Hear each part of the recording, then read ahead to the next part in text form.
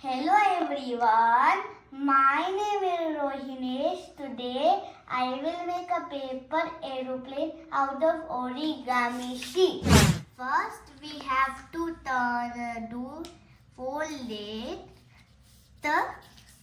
and then open it. You will see a margin right here. Fold like here. And then like the same thing in the other side. Put this down. No. And then put these two of them touching together. Then you can see this. Push it on the top to make a blockage. Turn it around, do it like this, and put this